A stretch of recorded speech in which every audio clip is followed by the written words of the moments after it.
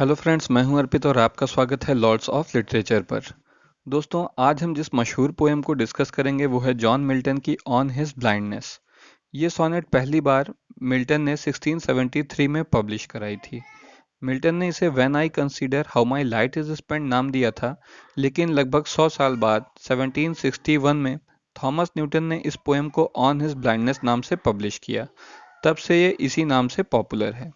ये पोएम लिखने से पहले मिल्टन की आंखों की रोशनी पूरी तरह जा चुकी थी, यानी कि वो अंधे हो चुके थे और इस वजह से वो पोएट्री लिखने में भी सक्षम नहीं थे। तो आइए चलिए शुरू करते हैं। When I consider how my light is spent, ere half my days in this dark world and wide। दोस्तों, पहले कुछ हम लोग वर्ड मीनिंग देख लेते हैं। कंसीडर का मतलब होता है गौर करना या विचार करना।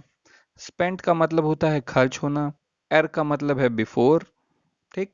तो देखिए, when I consider how my light is spent, जब मैं इस बात पर विचार करता हूँ कि कैसे मेरी रोशनी खर्च हो गई। खर्च हो गई का मतलब समाप्त हो गई। तो जब मैं विचार करता हूँ कि कैसे मेरे जीवन की रोशनी समाप्त हो गई, एर half my days in this dark world and wide, यानी कि इस डार्क और वाइड वर्ल्ड में, यानी इस अंधेरी और विस्तृत दुनिया में मेरे आधे दिन बीतने के पहले ही। एर माने होता है बिफोर, तो मेरे आधे दिन बीतने के पहले ही। एक बार फिर से दो लाइनें देख लेते हैं।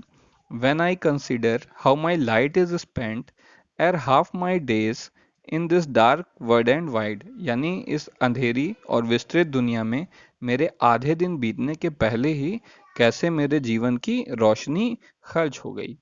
एंड दैट वन टैलेंट, और वो एक talent which is dead to hide, जिसे छुपाना मृत्यु के समान है।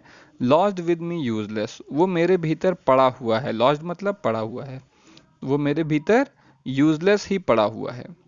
इनके अंदर कौन सा टैलेंट था? इनके अंदर पोइट्री लिखने का टैलेंट था, राइटर थे ये। तो अब क्योंकि ये अंधे हो गए हैं, इनके जीवन की रोशनी समाप्त हो गई है, तो ये कह रहे हैं कि जो मेरे अंदर एक टैलेंट था, अब वो मेरे भीतर व्यर्थ ही पड़ा हुआ है। दो माई सोल मोर बेंट, लेकिन फिर भी मेरी आत्मा जो है वो झुकी जा रही है। किस तरफ झुकी जा रही है, आइए देखते हैं। To serve therewith my maker, यानी मेरा जो मेकर है, जो मुझे बनाने वाला है, उसे सर्व करने के लिए, उसकी सेवा करने के लिए। मेकर कौन है? मेकर मतलब गॉड, हमें बनाने वाला गॉड है। तो इनकी आत्मा जो है वो क्या चाहती है? हालांकि ये अंधे हो गए हैं, देख नहीं सकते हैं, लेकिन इनकी आत्मा अभी भी इनके मेकर को यानी गॉड को सर्व करना चाहती है। And present my true account, और उनके सामने अपना ट्रू अकाउंट प्रेजेंट करना चाहती है, मतलब कि मैंने जीवन भर क्या किया है इस बारे में। लेस थे रिटर्निंग चाइल्ड, और अगर मैं ऐसा नहीं कर पाऊंगा तो क्या होगा? वो मुझे डांटेंगे। चाइल्ड मतलब होता है डांटना। देखिए, बाइबल में एक ऐसी स्टोरी है जिसमें ये बताया गया है कि ईश्वर हमसे नाराज होता है अगर हम उसके द्वारा दिए गए टैलेंट को, काबिलियत को इस्तेमाल नहीं करते हैं लोगों की भलाई के लिए। तो इसीलिए कह रहे हैं कि अगर मैं ऐसा नहीं कर पाऊंगा तो ईश्वर मुझे डांटेंगे। Doth God exact day labour, क्या ईश्वर उन लोगों से भी डे लेबर करवाना चाहता है, मतलब कि श्रम करवाना चाहता है? लाइट डिनाइड, जिन्हें लाइट भी डिनाई कर दी गई हो, यानी जिनके जीवन में रोशनी ना हो, जो देखना ना चाहते हो, क्या ईश्वर ऐसे लोगों से भी श्रम करवाना चाहता है? आई फॉन्डली आस्क, मैं विनम्रता पूर्वक पूछता हूँ।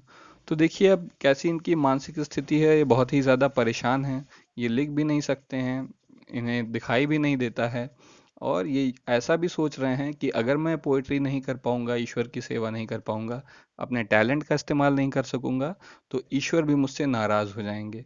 लेकिन इसी समय क्या होता है, ईश्वर इन्हें जवाब देने नहीं आते, बल्कि इनका खुद का पेशेंस जवाब देता है। बट पेशेंस टू प्रिवेंट, लेकिन पेशेंस जो है वो प्रिवेंट मतलब रोकना, वो रोकता है। किस चीज को रोकता है? दैट मरमर, यानी इनके मन में ये सब जो बातें चल रही थी, मरमर का मतलब होता है भुनभुनाहट। तो इनके मन में जो बातें चल रही थी, ये सब बकवास चल रही थी, उसको इनका पेशेंस रोकता है। सून रिप्लाइज, और जवाब देता है। क्या जवाब देता है? God doth not need either man's work or his own gift, यानी ईश्वर को जरूरत नहीं है ना तो मनुष्य के काम की और ना ही उसके गिफ्ट की। Who best bear his mild yoke, yoke का मतलब वो रस्सी होती है जो बैल के गले में बंधी होती है। तो ये कह रहे हैं who best bear his mild yoke, they serve him best. यानी जो भी ईश्वर द्वारा दिए गए, जो भी उसका मतलब अच्छा हो भुला हो बुरा हो, उन सबको जो सह लेता है, वही ईश्वर की सच्ची सेवा करता है। Who best bear his mild yoke, यानी ईश्वर की एक तरह से जो भी इच्छा हो, उसको जो विनम्रता पूर्वक जो है स्वीकार कर लेता है, वही ईश्वर की सच्ची सेवा करता है। यानी ईश्वर ये नहीं चाहते कि तुम पोइट्री लिखो या तुम कोई बहुत अच्छा काम करो, ये सब नहीं चाहते वो केवल इतना चाहते हैं कि जो ईश्वर की सेवा है, वो जैसी भी परिस्थिति में तुम्हें डाले, उसे विनम्रता पूर्वक स्वीकार कर लो।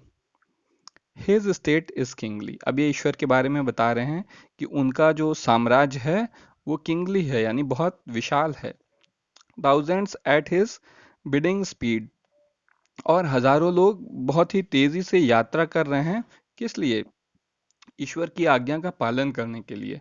And post over land and ocean without rest, और वो कहाँ पे यात्रा कर रहे हैं? लैंड पर और ओशन पर भी बिना कोई रेस्ट किए हुए लगातार ईश्वर के आदेश का पालन करने के लिए उसके हजारों सेवक यात्रा कर रहे हैं। अब ये देखिए, इसकी जो लास्ट लाइन है ये बहुत ही मशहूर है, तो उस पर ध्यान दीजिएगा।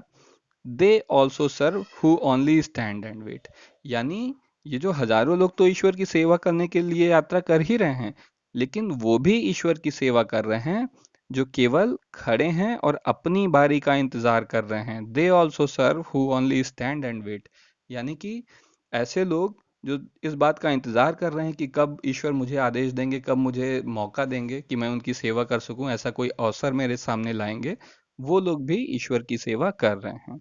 तो दोस्तों, उम्मीद है कि ये पोएम आपको ज़रूर पसंद आई होगी, और अब तक आपने ये चैनल भी सब्सक्राइब कर लिया होगा। अगर नहीं किया है तो अभी भी कर सकते हैं। Thank you.